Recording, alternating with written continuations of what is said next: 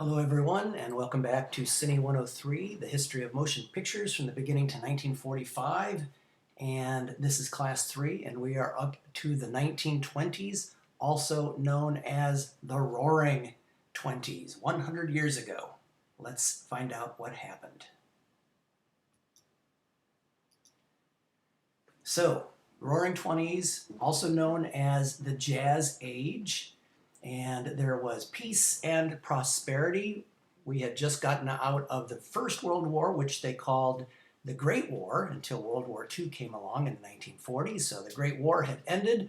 And as we know, there was a big flu epidemic, influenza epidemic, in 1918 and 1919, which killed quite a few more people than the war did. But that was over by 1919. And so as the 20s comes in, we have peace and prosperity and health, I guess you could say.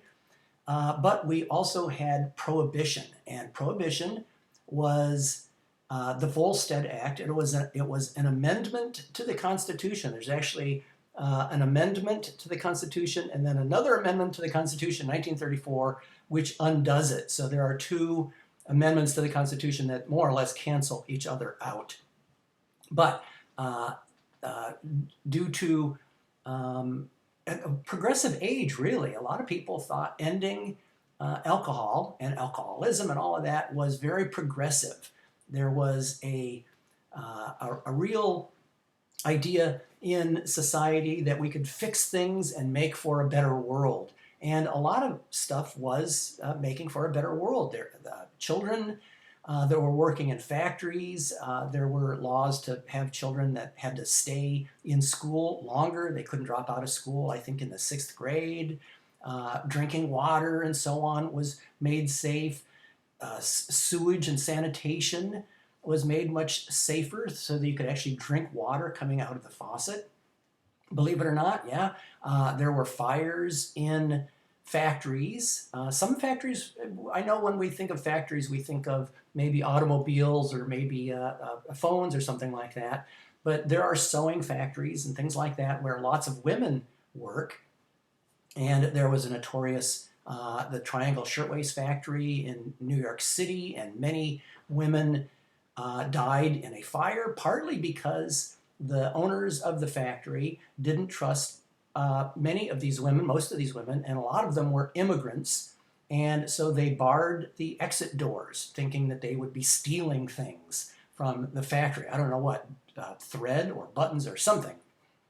But many of the exit doors were barricaded, and so a lot of people died, mostly women. A lot of people died, and the thought was that we can fix many of the wrongs of society. We can fix so much stuff, education and health and sanitation and corruption and this and that. And Prohibition got swept up in all that. And alcoholism has always been a problem all throughout history, thousands of years. And the thought was among progressive people, and also, it's kind of odd because it's very progressive people and then very conservative people who think that alcohol is bad and it's sort of a punishment from God and that sort of thing. So it was kind of an odd coalition of progressive people and conservative people, believe it or not, that thought that too many men were drinking their paychecks away. They weren't putting food on the table and paying rent and that sort of thing. Dying of alcoholism, widows and children would go uncared for, and that sort of thing. It was really thought to be, from some people, not everybody, but from some people, progressive. It also had odd dynamics of pitting city people against rural people. So urban states like New York and places like that, in Pennsylvania, sort of against rural places like Kansas and Missouri and so on. Also immigrants, a lot of immigrants, possibly Irish or Italian. Drinking is really a way of life. Wine, beer, things like that is really a way of life. So some people thought it was kind of a way to get back at immigrants. So it's a pretty complicated thing. And it passed. It passed. I can't remember how many states, 3/4 of the states or 2/3, something like that, of the states ratified it in their state legislatures in order to do that. And Congress, both houses of Congress, the Senate and the House, passed it, right? So that's quite a lot of support. That's quite a lot of support when you can do that. And so alcohol was more or less prohibited. You could still have medicinal stuff. That was kind of a workaround. Some people used pharmacies and things like that. There's rubbing alcohol and whatever and other kinds of alcohol. So that was part of it, part of a workaround. And of course, our neighbors. So believe it or not, just to the south, and I'm not talking about Mexico, I'm talking about Cuba. So Cuba was a real big place to get good alcohol. Rum especially became popular thanks to Prohibition. And then, of course, Canada. And Canada is just right there. And where I'm from, in Michigan, the river, the Detroit River, freezes over in the wintertime often. And you could walk across to Canada. You could just walk across the river, go to Canada, get some really good Canadian scotch and things like that, and then walk back. So it was a pretty interesting time. And I have linked to a wonderful documentary by Ken Burns. It's on PBS. It's on Prohibition. There's 3 parts to it. And I've linked to the trailer for it. So you can see a 2-minute trailer for Prohibition. And if you want to find out more about it, which I think is kind of interesting because we've kind of gone through the same thing with marijuana and a few other things. But anyway, you can watch an hour of the Ken Burns documentary on Prohibition for extra credit and then write it up and all that. So this is where we get some of our gangsters in the 1930s. So it's kind of a wild and crazy time.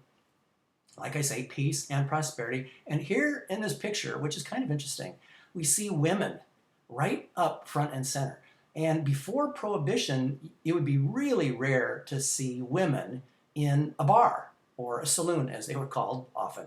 Okay, a bar or saloon. But now with Prohibition, it's illegal, and we find lots of women going out and drinking as well. So men and women start drinking together during Prohibition. I find that really fascinating. And this is where, like I said, we get some of the big-time gangsters, so Al Capone, people like that. And a lot of people saw the mob or the mafia as helpful, right? They're filling a need. And when it comes to murder and things like that, and prostitution and so on, we really don't want anything to do with the mafia or anything. But there are a certain need, like alcohol or maybe gambling. Maybe people want to gamble on, sports, things like that. And that is where organized crime can sort of fill a need. So a lot of people saw these gangsters, like Al Capone and some of these others, as helpful, right? They were not exactly Robin Hood, taking from the rich and giving to the poor, but they were supplying a need. So they became kind of famous. Al Capone in particular, he moved from New York to Chicago, and he became pretty well known. He kind of liked the press and so on, so you'd find his picture in the papers and things like that, and lived quite a lavish, luxurious sort of a life, very public life.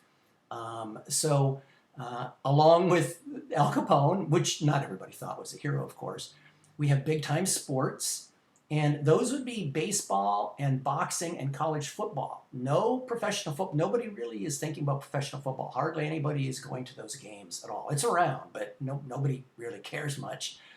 Same thing for basketball. It's just not much of a sport. It's not a big popular sport. It's all about baseball. It's all about Babe Ruth and Lou Gehrig and Joe DiMaggio and all these people in the 20s, and especially the New York Yankees, the big New York Yankees and all these other teams playing in big stadiums.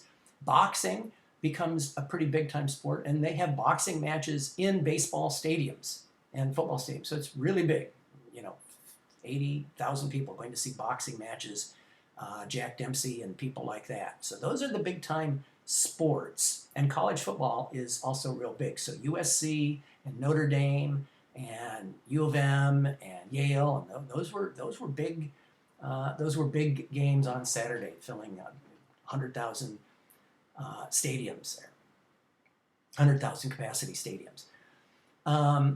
We also get the birth of radio through the 1920s. So when I think of the 1920s with radio, I'm thinking of kind of like maybe the 1990s with the internet.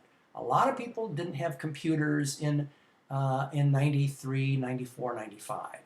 A lot of people. It was pretty rare to have a computer. A lot of people started getting computers in the 2000s, but only a few had them. I got my first computer in 1992, but that was pretty early, as it turns out. I thought I was kind of the last one of my friends and cousins. But so that's kind of the way radio was. Okay, radio was kind of like that in the 1920s. A few people would have radio in 22, 23, 24, and a lot more by 28, 29, and then by 1930, radio starts to be kind of a big thing, but not really so much in the 1920s. Also, there's big band dance music, and that's where we get Jimmy and Tommy Dorsey. That's where we get Duke Ellington. That's where we get Glenn Miller.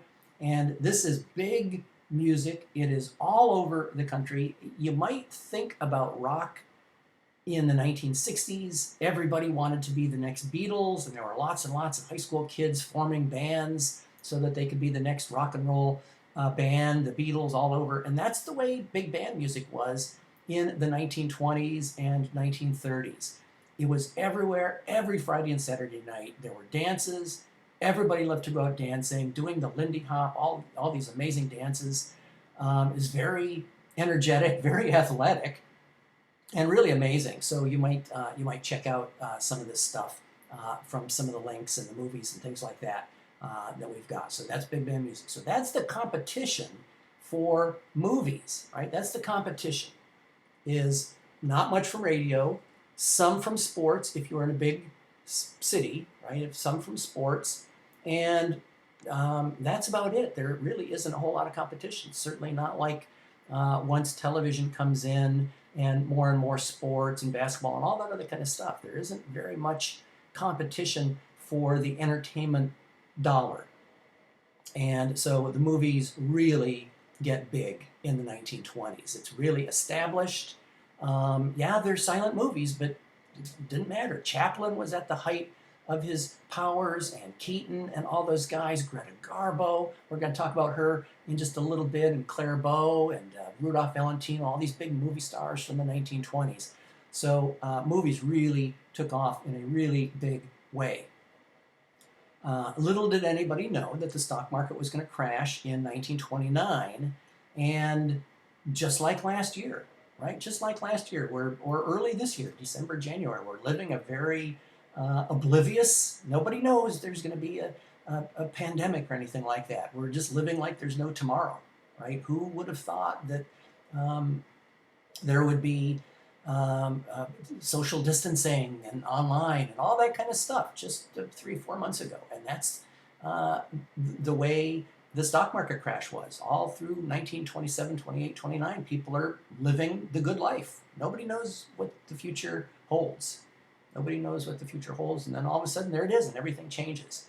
So the stock market crash and the depression lasted a long time, hopefully a lot longer than the coronavirus, because it was about 7 or 8 years, really, for the depression.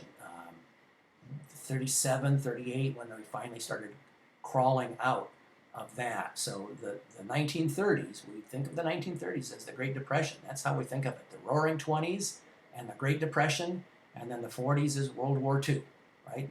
Those 3 decades are really branded that way. Okay, so let's talk about the studio system.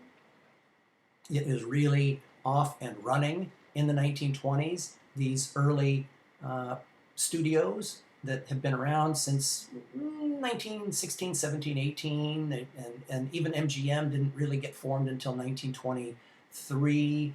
But the big studios, Warner Brothers, Paramount, 20th Century Fox, MGM, RKO, Universal, they really got it down now. They've figured it out. They've been making movies through the teens. They are doing mass production. They are cranking these suckers out because they want to get about a movie a week. A movie a week, which means you need to make about 50. You need to make 50 a year. So they're not making one movie at a time. That's not possible. You can't really make a movie in a week. But if you make them 4 at a time or 5 at a time, then you can average a movie a week, right? You make 4 or 5 at a time. You get all your different stages going. Make a Western over here and make a costume drama over there and something else over there, and you make them 4 or 5 at a time, and then on average you can get about 50 or 60 or 70 movies out per year. So that is mass production, just like Henry Ford and the assembly line and all of that. Okay, they really sort of took clues. They really did from Henry Ford and so on. So the studio lots, they have huge stages for indoor sets, just like we see here, and big cameras and lights, and by 1927, microphones and things like that. I can't quite tell. I wonder if this is a microphone. It's a little hard to tell. This might be a sound era picture here. I'm trying to tell. But the cameras were pretty big. Okay, cameras were pretty big. Lights, all that. They really had lighting down by the 1920s. They had much better lights and very powerful and all that. Not much in the way of color. We've talked about that. Movies would be in a bath process. So if a scene took place at night, the whole scene might be bathed in a blue dye or something. But anyway, we have, for the most part, silent movies, very, very popular, and all the wonderful comedies and stuff. And they build streets, and they can reuse them, right? So they can save all these costumes. We're making another movie set in the 1800s. Okay, save all these costumes. We'll use them again next time. Save all these sets. Save these chandeliers and everything, right? We're going to reuse them and repurpose them. They don't destroy anything after a movie. They save all the cowboy stuff and all the cowboy boots and the hats and whatever and so on. And then they build permanent sets, right? Streets, a city street, maybe a small town street, a western street, maybe some brick cobblestone European type street. So permanent sets, lots of costumes and props and all that kind of stuff. And then all around the studios, there are lots of ancillary places that can do costume rental, horse rental. Other places are developing film and all that. So that's the way industry tends to work. Even like with smartphones of today, where they make them in maybe China, they put the parts together, but they don't make screens, right? They don't make the screens. The screens are in another company. Apple doesn't make screens for their phones. They do the chips and the stuff like that, but the screens are made somewhere else, but they're also made right there in China, so they don't have very far to go to ship them. And the same thing for cars. Ford doesn't make tires. Ford doesn't make tires, right? They're made by, Bridgestone or somebody like that, Uniroyal. So that's the way the movies are. That's just the way the movies are. They don't make all that stuff. They don't make the cameras and things. A lot of times they would be rented from camera rental places. The film, all that kind of stuff would be right near Hollywood. And that's partly why Hollywood became the center, because there were lots and lots of places surrounding Hollywood that could add in. Even thinking about it, catering trucks and all that kind of stuff. So it takes a little bit of infrastructure for a new location. Now, some places today, like Atlanta, they've got that. They've got the sound stages and they've got the rental shops and things like that. But for the most part, a lot of the real high-end stuff and the tools and the things and the cameras are still centered in Hollywood, and that's the way it happened in the 1920s. So the studios, just like factory assembly lines, I've said that a bunch of times. There's pre-production, okay, writing the script for sure, budgeting, setting your schedules and your timetables and all that kind of stuff, hiring, right? All that's done before. Then production, actors, directors, cameras, lights, later on microphones, all that bursts into action. And then post-production would be editing, processing, all that kind of stuff, music. Even silent movies had original music written for some of them that the orchestra could play in the theater, right? There would be orchestras in big theaters like the Chinese theater. And then they would need to make copies, dozens of copies of the film. Today it would be thousands. Of course, today it's mostly files rather than copies of film. But they'd have to make duplication, right? Whole bunches of those films and everything, get them out to the theaters around the country. The theaters often are owned by the studios. So MGM movies go out to all the Lowe's theaters. Warner Brothers movies go out to all the Warner theaters. Fox movies go out to the Fox theaters, like the Fox in Fullerton, right? That's an old chain movie theater from the 1920s. And so that's the distribution exhibition. Also, advertising, right? Back then they would be advertising in newspapers. Here comes the new movie coming to town, cutting trailers. Later on, radio, things like that. Of course, today it would be television. If you've got a new movie coming out, then you're going to go on the talk shows and things like that. The late night talk shows, the afternoon talk shows, the morning talk shows, right? You got to promote your movie, and that is all part of the of exhibition and so on. So the studios are doing all that, and that's pretty important. So even today, if you manage to make a movie, even today with the independent film movement, you still need studios for the distribution and exhibition, right? They still are needed, even for Sundance movies and things like that. That this is what they do. They still do that. They have relationships with theater chains and things like that, advertising, booking people onto talk shows and all that. So the studio system is very paternalistic. They're very protective of their talent. Actors, and paternalistic comes from parent. Okay, so actors are treated kind of like children, and it's not a bad life for kids, really. In many cases, most cases here in the U.S. for sure. You get room and board, you get meals, you get clothes, maybe you get birthday presents and Christmas presents, and all of that, right? It's not a bad life, but you're told when you have to go to bed. You're told which school you're going to go to. You're told what you're going to have for dinner, right? So sometimes kids don't like having everything told to them. And of course, when we get bigger, from 7, 8 to maybe 16, 17, 18, we start kind of pushing back a little bit. And that is exactly what happened in Hollywood. A lot of the actors, yes, they like those nice paychecks, they like the guaranteed work and all of that, but maybe they're tired of making Westerns, and I want to make something other than a Western, or I want to do something other than a musical, or I don't think the script is very good, right? So the actors, and often they're told, just like a parent, shut up and go to the set. Okay, we know what's best for you, right? Just like your parents would say, we know what's best for you.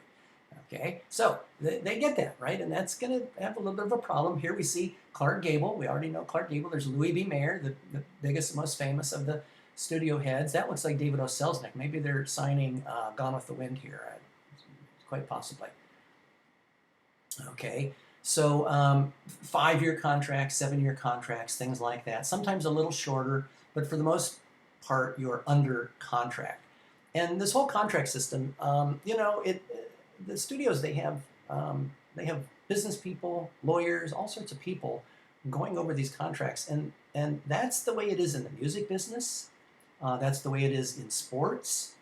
You better get yourself a good lawyer, right? Better get yourself a good lawyer. And unfortunately, unprepared people, whether they were actors or whether they were musicians, Chuck Berry and some of the early rock and roll people, took bad advice, sold away their rights to some big hits and things like that.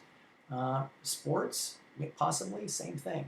So most people today are smart enough to know to get agents and lawyers and all that kind of stuff. But certainly back in the 20s, 30s, 40s, and 50s, not everybody knew to do that, to lawyer up. So we start to get genres and tropes. This is a wonderful scene from, looks like Frankenstein, or probably Bride of Frankenstein. Look at this set. Look how big this set is. Isn't this amazing? What a great set. So the 1930s in particular, we start getting genres. Musical genre pops up now because of talkie, or 1920s. We don't have musicals. I'm sorry, no musicals in the 1920s. I'm skipping ahead to the 30s. But studios start figuring out what works. Comedies work quite well. Westerns work quite well. Romance works quite well. It's going to be a while before we get to the talkies with musicals and things. But for the most part, Hollywood is figuring out that this is a good way to sell and market movies. People kind of like to know what they're getting. And in the early days, just going to see a moving picture was kind of a cool thing. Wow, there's a moving picture. Sure, that's worth a nickel. But as we get into the 1920s, the studios and the theaters are finding out that some movies sell more tickets than others. Some people take more tickets than others, like Charlie Chaplin. So they're starting to figure this all out. And some genres sell more tickets too. So this is all becoming institutionalized. Okay, so what you should do right now is go to the next module and watch Movie Stars and Moguls, Episode 3, The Dream Merchants, 1920 to 1928. It's linked in the next module.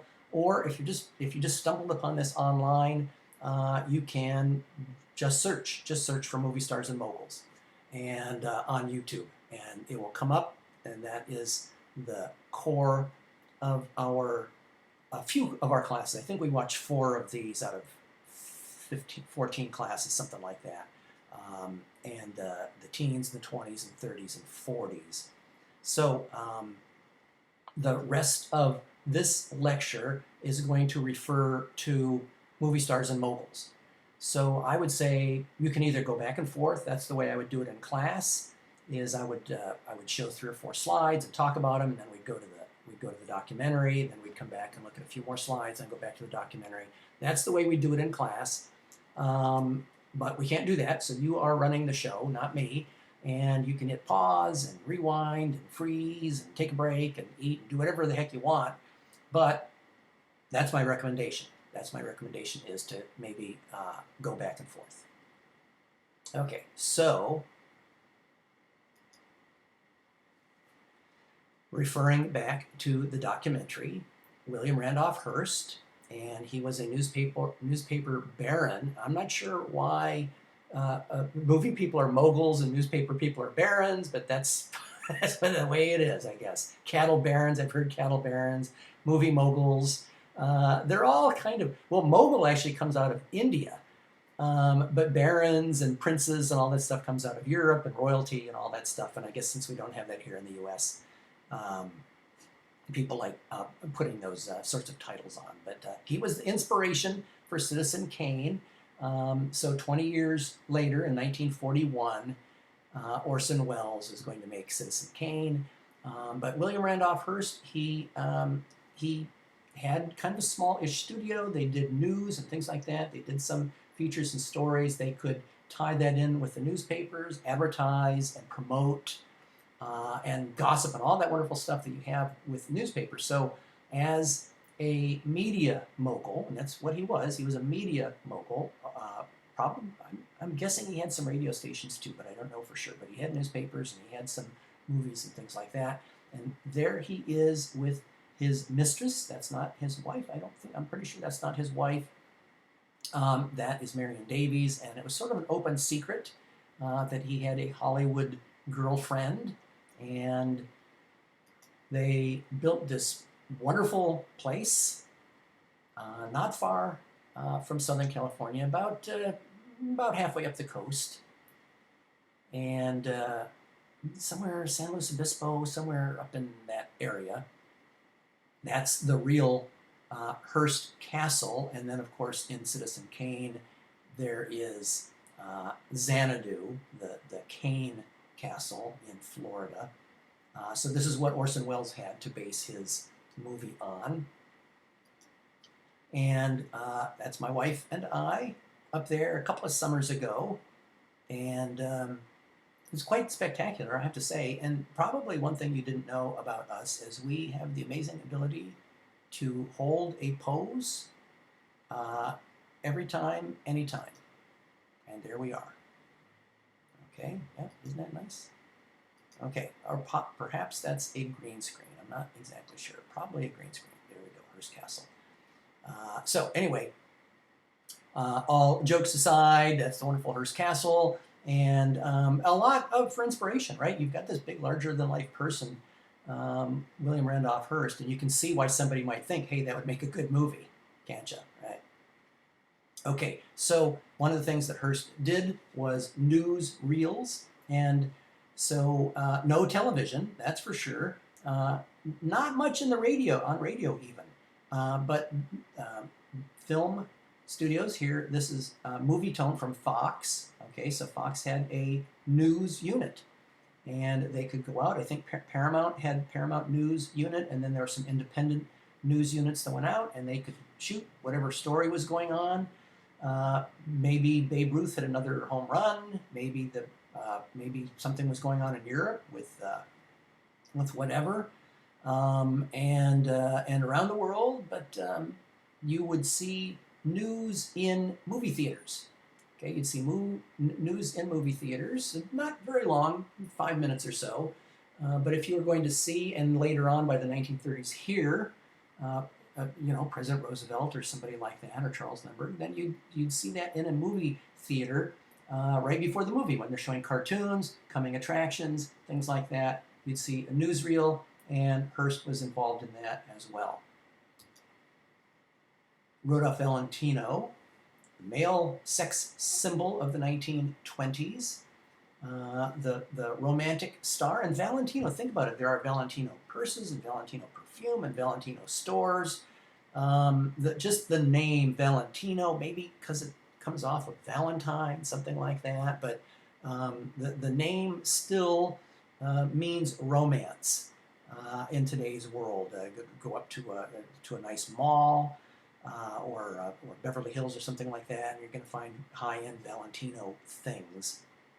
Anyway, Rudolph Valentino was an Italian immigrant, and he came here and finally made his way into Hollywood.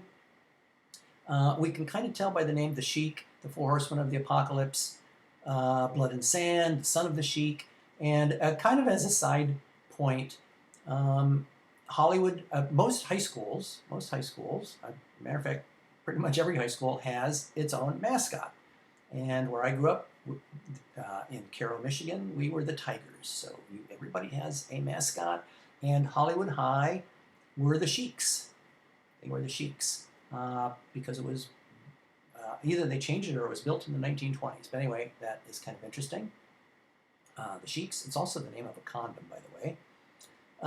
So, Four Horsemen of the Apocalypse, Blood and Sand, Son of the Sheik, and so on. He died tragically in 1926. He was only 31 years old. But I have to note that this is the year before talkies came in. And being an Italian immigrant, I don't know what his voice was like, but a lot of people with accents didn't transfer their careers into talkies. A lot of people, Clara Bow didn't make it into talkies. A lot of stars didn't make it into the talkies for one reason or another. And I have to wonder if Valentino would have been a talkie star, a star in the 1930s. He was young enough, right? He would have been just in his 30s, but I have to wonder. He's also one of a few of our stars. He didn't die in a car crash or anything like that. It was just one of those internal ailments that I think he would have been saved today. I think just 911 and all that sort of thing, and I think he probably would have been saved. It wasn't like he was an airplane crash or a car crash or something like that. I think he probably could have been saved. There's another star that we're going to meet in the 1930s who also died of these internal problems, usually sepsis, some sort of an infection or something like that. So who knows? Maybe he would have had a couple more years. and they were still making silent movies in 28 and 29, but the talkies came in 27, and I have to wonder how long he had left for his career. Plus, he was known for, being good looking and all of that, and men can do that longer than women can. That's part of the double standard, where men can be romantic leads in their 30s and 40s and 50s, whereas women often, and again, this is a double standard. The standard is not the same for men and women. Women have a harder time transferring their career into their 40s, and it's hard to get past that. A lot of Marilyn Monroe, she died at 37. It's hard to say how much longer her career might have gone, and a few others. So that's a double standard. There's nothing right or proper about that. And so maybe he could have gone a little longer as a man. As a man, he might have been able to go a little longer.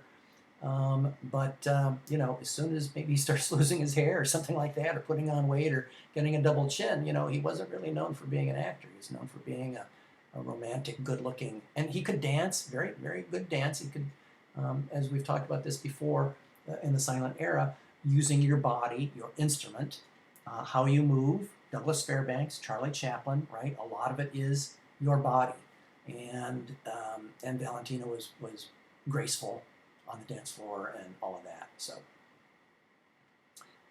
also in the 1920s, we have a couple of scandals. Mary Pickford and Douglas Fairbanks, two of the three biggest stars, along with Chaplin, they divorced their first spouses to marry each other. That's clear, okay? And divorce was still frowned upon. It wasn't illegal, but it was frowned upon by a lot of people, and the Hollywood studios were wondering if they could survive that mini scandal. But they did. There were still plenty of people that wanted to see them get together, not just in the movies, but in real life. And they were really one of the very first power couples. They even had the name that merged like we have today. Take the two names, and Pickfair was the name. Okay, Pickfair, they named their large estate in Beverly Hills, one of the very first big estates in Beverly Hills. They named it Pickfair, and they were a big Hollywood power couple. So there's nothing new about big Hollywood power couples going through Elizabeth Taylor and Richard Burton and all the way up to the present day. Roscoe, Fatty Arbuckle, there we go right there. He threw a big Prohibition party in San Francisco, not in Hollywood, in San Francisco. A young actress was there, and she died. The DA in San Francisco was rather ambitious, maybe looking for some publicity, and so he decided that he was going to investigate Arbuckle and take him to trial for this possible rape or murder. She died pretty much of the same thing that Valentino did: internal injuries, right? Whether it's a burst appendix or whatever. That's really all it was. But the poor guy, he lost his whole career. They had a couple of trials. The first one was a hung jury, and the second one, the jury actually apologized to Arbuckle that it was never should have been, on trial, but his career never survived after that, never recovered. He did a little bit of directing, but that was a big scandal. And about that same year, 1921, William Desmond Taylor, who was a director at Paramount, he was murdered. The killer was never found. And books and books and books have been written about this one. It's really pretty good. It's pretty juicy, really. He had two actress girlfriends, and they found love letters that they had written him, very, very gushing love letters and things like that. And his manservant butler was gay, and that came into it. Was William Desmond Taylor, was he gay? Was he whatever? And the women and everything. And they've never technically found his murderer, but a couple of books have been written that put the finger on One of the women, Mary Miles Minter is her name, and she was a very pretty young actress. And her mother was very demanding and really restricted her and all of that. And the kind of the armchair detectives think that Mary Miles Minter's mother was afraid that Mary was going to leave her and not be giving her lots of money and not be giving her big houses, all that kind of stuff, and killed William Desmond Taylor for stealing her daughter away from her. And in one of the books, somebody talked to Mary Miles Minter 30, 40 years later, maybe the 1960s, 1950s, 1960s, something like that. And she said, my mother ruined my career, something like that. She didn't actually say it, but she really alluded to the fact that it was her mother that was part of this one. And if you're into that juicy stuff, and maybe not, right? It's a long time ago. But if you're into some of that fun, juicy stuff, there's a pretty good podcast called You Must Remember This. It's at Podcast or Apple, wherever. And it's about the first 100 years of Hollywood. It's very well researched. It's not going to be gossip. She's a very good researcher and everything. So if she can't say for sure, and she doesn't say for sure about Fatty Arbuckle. She says this is where the evidence goes, but we don't know for sure. So she won't make false accusations or anything. I think it's quite good. And I love the old movies and stuff, and I love teaching this class because I love all of these wonderful old movies. But if you're like that, then you might check out the podcast. And there was one from a couple years ago about Charles Manson's Hollywood. Charlie Manson. New Hollywood actor types, more music types, one of the Beach Boys and some others. I think Dennis Wilson knew Charlie and was going to record him and all that kind of stuff. So if you saw Once Upon a Time in Hollywood, Quentin Tarantino's film, and you want to maybe brush up on some of the behind-the-scenes facts and stuff like that, you could check out, I think it's 7 or 8 podcasts on Charles Manson's Hollywood. So that's just a FYI. It's not part of testing or anything like that, but you might check that out. Okay, back to our regularly scheduled lecture. Cecil B. DeMille made these wonderful racy costume epics, Sin and Salvation, and I put Sunset Boulevard in there because he plays himself in the 1950 movie Sunset Boulevard. We're going to talk about that a little bit later. But anyway, he would make the 10 Commandments and movies like that and show lots of sinning, right? Drinking and carousing and women and men and all that kind of stuff. We can kind of see, right, if you kind of zoom in here, and there's a lot of stuff going on. Very artful, nicely lit, all that kind of stuff. We'd see lots of wonderful, salacious behavior. And then at the very end of the movie, people would find religion or be struck down or killed or something like that. And so that's kind of this, art and commerce, right? Trying to make money in Hollywood. And, are they going to work? And the other part is that a mixed message? What is the message? Is the message don't get caught? All right? Because we're going to see, 80% of the movie is going to be sinning. And the last 15 or 20% of the movie is going to be salvation. Okay, so it looks like the sinning part is the fun part, and the salvation is kind of the boring part, really, to a lot of people. And that's also where we start seeing the double standard. I've talked about this a little bit before, and that is mostly as reflects between men and women. Right, men can get away with a lot more. Women are held to a different standard, right? Men are expected to go and have lots of girlfriends and lots of wives and lots of sex and all that kind of stuff. Women, oh, no, she's a whore, she's a whatever. And that's the double standard. It's a different standard between men and women. Even today, less so today, but even today, there's kind of a different standard between men and women. And Hollywood is guilty of that, this double standard, and other media too, certainly music and other stuff, books and all of that. But we get these two things. I wanted to bring it up, the mixed message. And even in today's movies, there's a wonderful a couple of Martin Scorsese films, Goodfellas and The Wolf of Wall Street. And we see lots of gangsters in the one, and we see Wall Street broker types and drugs and prostitutes and yachts and all that stuff. And then at the very, very tail end of both movies, the bad guys get caught and either go into witness protection.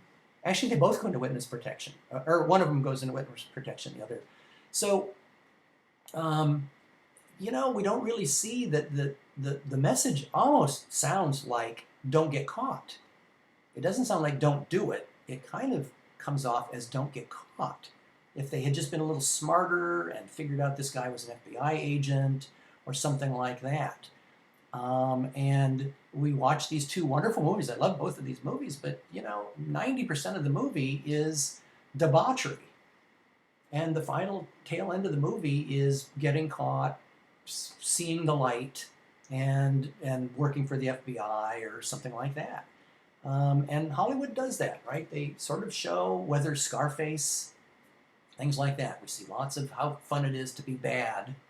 And we don't see much about, going off to prison and getting beaten up in prison and getting raped in prison and all sorts of awful things happening in prison. Okay, we don't see that. We don't see these guys going to prison. We don't see Little Caesar. We don't see any of these people going off to prison. Okay, so definitely a mixed message, and as per men and women, a double standard. All right, so 1919, the United Artists. And these are the United Artists: Charlie Chaplin, Douglas Fairbanks, Mary Pickford, and D.W. Griffith, right? The big stars of the teens. And they wanted to be free from the studio system, so they formed their own distribution company. This is also the era, we're going to talk about this, into the 30s and 40s, powerful producers. That's Irving Thalberg there on the left, okay, and his wife, I'm trying to remember her name, maybe it'll come to me, and Louis B. Mayer, the big studio mogul. Irving was second to Louis. Louis hired him when Irving was only like 20, 21, something like that. He was pretty young. He couldn't even sign checks. He was a boy wonder. And we have lots of very powerful producers. We don't talk about too many directors.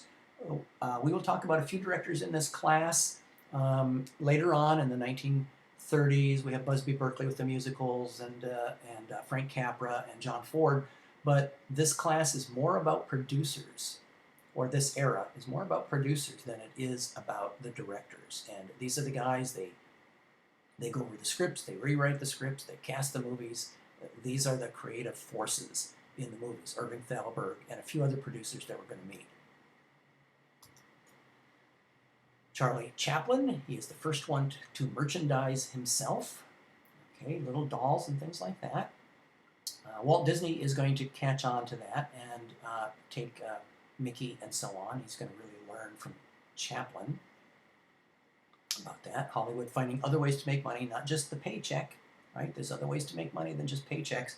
And Hollywood has discovered that in a big way today with home video, streaming, video games, soundtrack albums, all of that. There's lots of ways to make money from a movie outside of the movie theater. So Chaplin, in part, really got that going. Universal starts to become the horror studio, and we meet Lon Chaney. He is the horror star called the Man of a Thousand Faces. He did The Hunchback of Notre Dame, or Notre Dame, and Phantom of the Opera. And Universal is going to really kind of catch on in the 1930s with Dracula and Frankenstein and all of that. Okay, and there we are again. Basically, it's the same text, but there he is as the Hunchback. Okay, and like I said, Universal is really going to take the horror stuff to a whole new level after Lon. And Lon Chaney isn't thought of much as a sound star. He's another one, along with Valentino and a few others.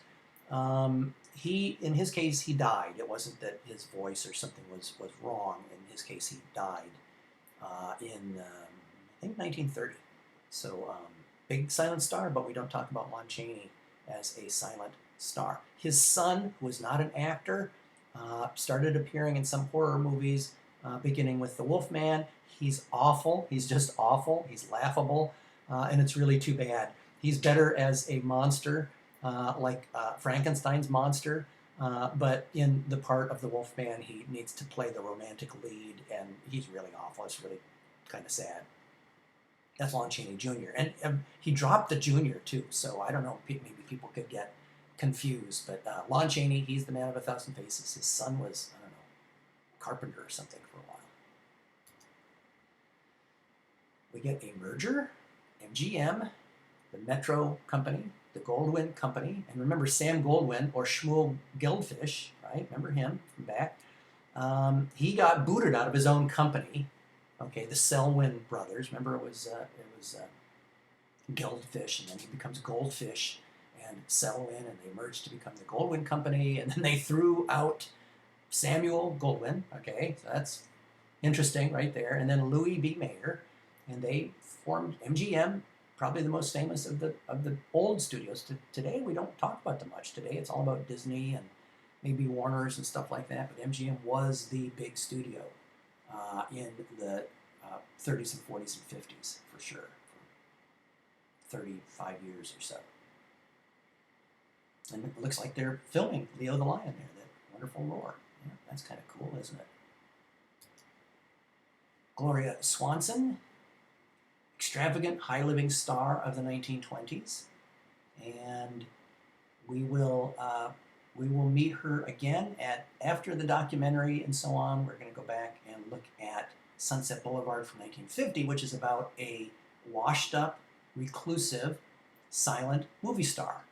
And now she's old, 50, and washed up in 1950. And it's a wonderful movie, one of really the classic movies ever, Sunset Boulevard. So we're going to talk about that in just a bit.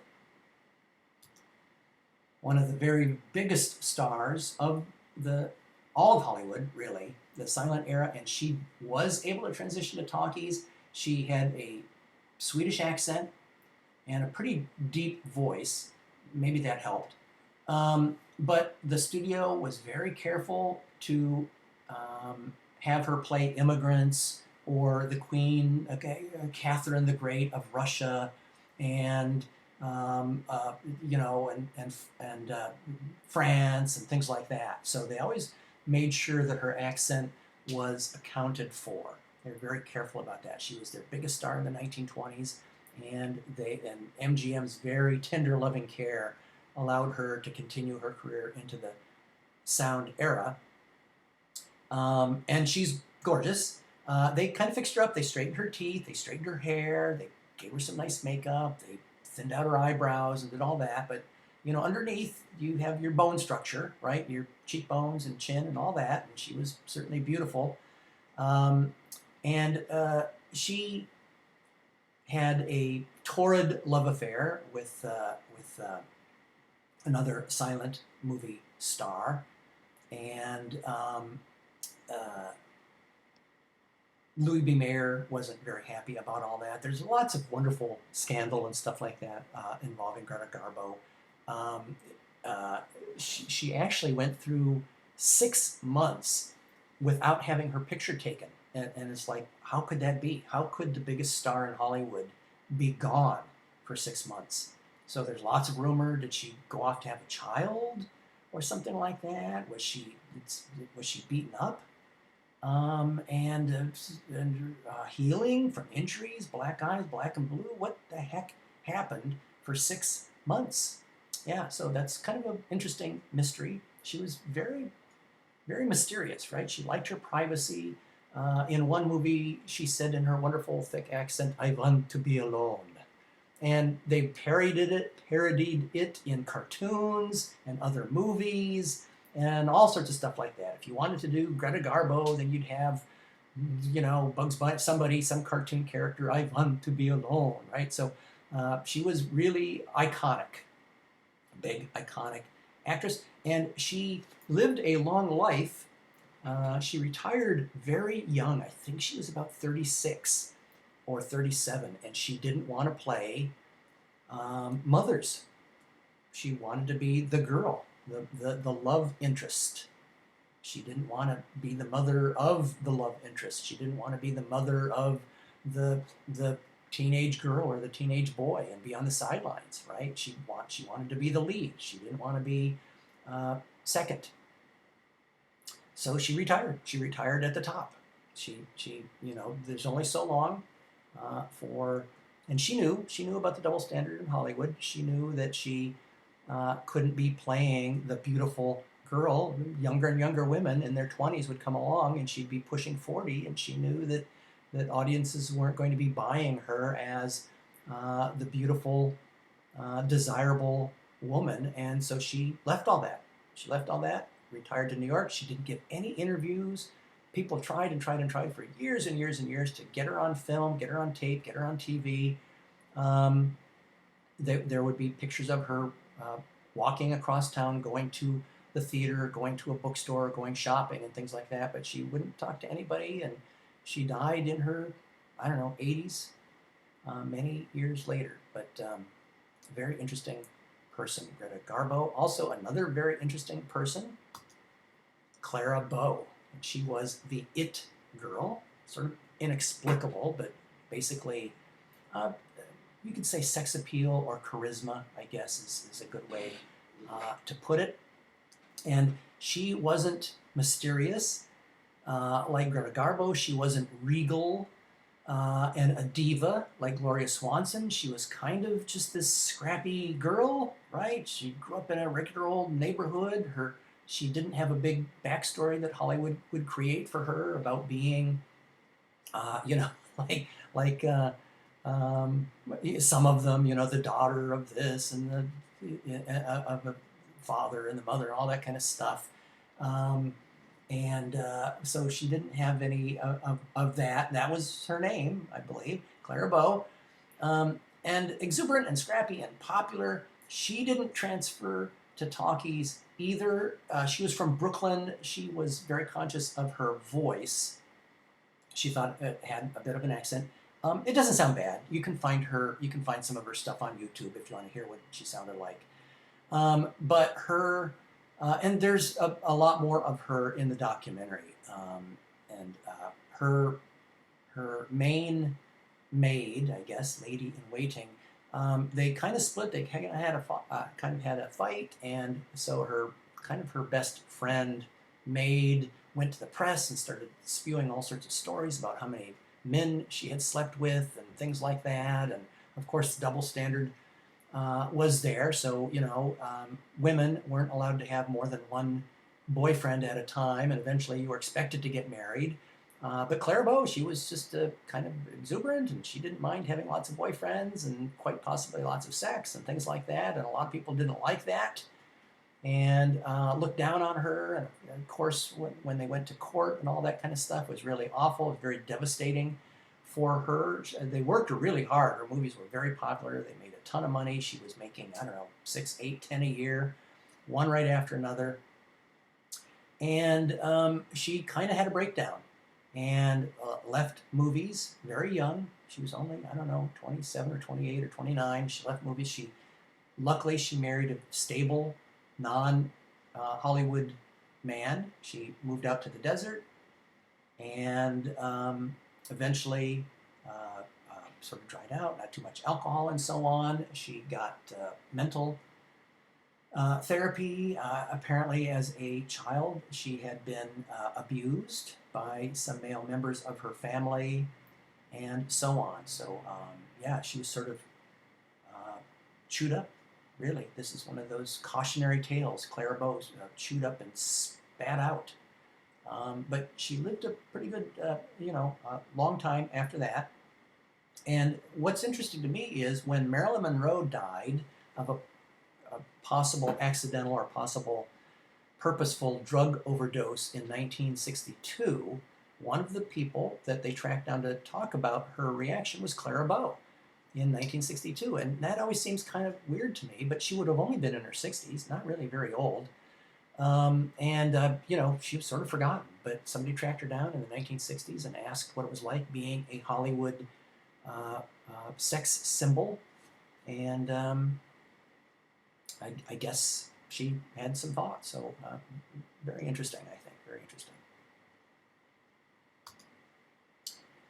So this is the period when we get the picture palaces. And I think we talked about this in our very first class for extra credit. I don't know, I suppose you could go up to Hollywood still and walk around. I don't know what restrictions are, but Sid Grauman's Chinese theater was built in the 1920s, in large part to bring in the middle class. If you want to charge more money for a ticket, you need nicer theaters and things like that. In the courtyard, so right in here, this part right in here, it's a little hard to tell from here, but right in here is where you find these slabs of cement, and they're actually going to talk about it in Sunset Boulevard a little bit. I'll bring a hunk of cement and get your autograph. So the word was there was an accident. They were laying the cement and somebody wrote their name or accidentally stepped in it or something like that. And then it became a thing, and they got the big stars of Hollywood since the 1920s and up to today, right? They have today people, Tom Cruise, Harrison Ford, people like that. The Harry Potter kids, even fictitious characters like C-3PO and R2-D2, and so on. Marilyn Monroe, a lot of the big stars have their handprints, footprints, all that. Sid is the guy that owns it or built it, Sid Grauman. So if you go up there and you see Sid, that's who Sid is. He's the original owner. And Humphrey Bogart was a tough guy. We'll know all about Humphrey Bogart when we get up to film noir. So you'll learn about Humphrey Bogart and this How I Kill You and stuff like that. And there's the inside. I guess it's a computer whatever image, but big beautiful place. It'll open again sooner or later, and a great place to go. Check it out. The Egyptian theater, where they tend to play older movies and have directors and actors and writers and people talk about the movie, so that's up there in Hollywood too. Hopefully you can get up there and tour around and see all this stuff in the not too distant future.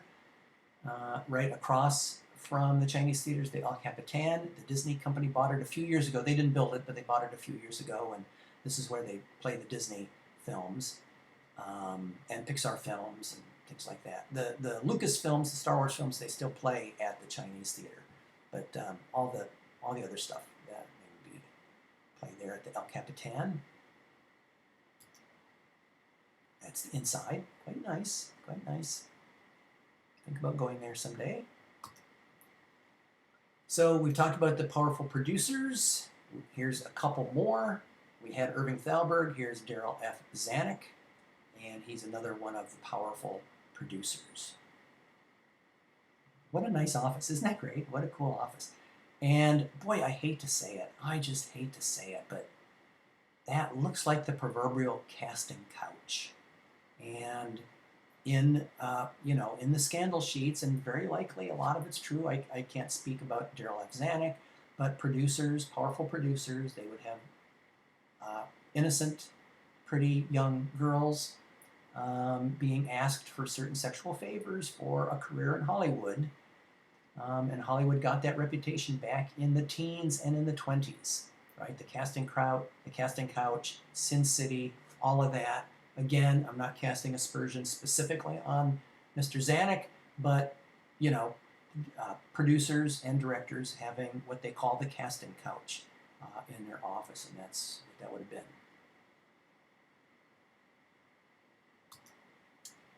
(1923) Hollywood Land sign. Isn't that cool? Hollywood Land. It was a real estate development, and so they put that up as an advertisement, kind of like a giant billboard. It was up from 1923 to 47, maybe, something like that. Let's find out. 1949, the land comes down from the sign. Also, iconically, we have the Academy Awards. First one, 1927, the first and only one with silent movies in it, and the two best picture winners, Wings, about aviation and aviators in World War I, or the Great War, with Clara Bow, adding some romance and sex appeal and all that, and then Sunrise, and we're going to look at Sunrise in our next class, a beautiful romantic artistic film. It's just really wonderful. So all that stuff ties in with Movie Stars and Moguls, episode 3, so that all ties together. And then because we talked about Gloria Swanson, I would like to talk a little bit about some extra credit. You can watch Sunset Boulevard from 1950 if all these silent movies are too much for you. She plays a silent film star. Now, the silent film star, Nora Desmond, is delusional and mentally unstable, whereas Gloria Swanson wasn't. But she does a great job. She didn't win the Oscar.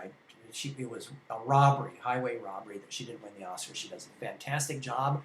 And it's wonderful, and I've linked to some clips with her and Cecil B. DeMille, and she really made movies with Cecil B. DeMille, and they got DeMille, who was still directing movies in the 1950s.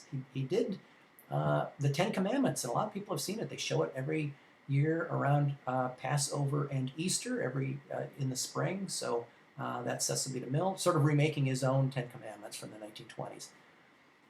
And so Erich von Stroheim, who was a director in the silent era, and he got into acting, he's in the movie as well. And Buster Keaton, basically playing Buster Keaton, one of her card playing buddies, come over playing cards and things like that. So really one of the top movies ever in Hollywood. It's always a top 10 movie. And so I wanted to sort of tie together the silent era and this wonderful movie, Sunset Boulevard. Look at some clips, stuff like that. It's fantastic.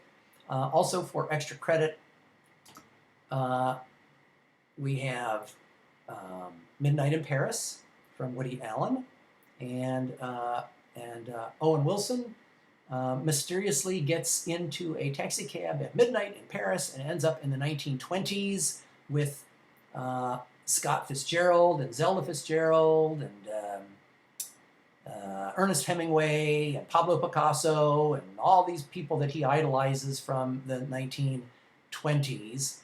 And then the next morning he's back to Paris again in whatever it is, 2015 or something like that. Wonderful movie. Won the Oscar for the screenplay. You can watch it for extra credit. Also, Sunset Boulevard, Ken Burns' Prohibition, and The Great Gatsby. So you might check that one out too. There are 3 versions of it. You probably want to choose the one with Leonardo DiCaprio, done by Baz Luhrmann. It's quite good. Maybe you saw it in high school, so that's extra credit worthy as well. And I've linked to the trailer of both of those films, Great Gatsby and Midnight in Paris, so you can check those out. And until next class, and in the next class we're going to wrap up the silent era. We're going to look at foreign films from Russia, the development of montage. We're going to look at Metropolis, the first great sci-fi film, and lots of other good stuff. So that's coming up next. In the meantime, that's it for Class 3 on the 1920s, mostly in Hollywood. Professor Dave Eccles, until next time, take care, and see you then.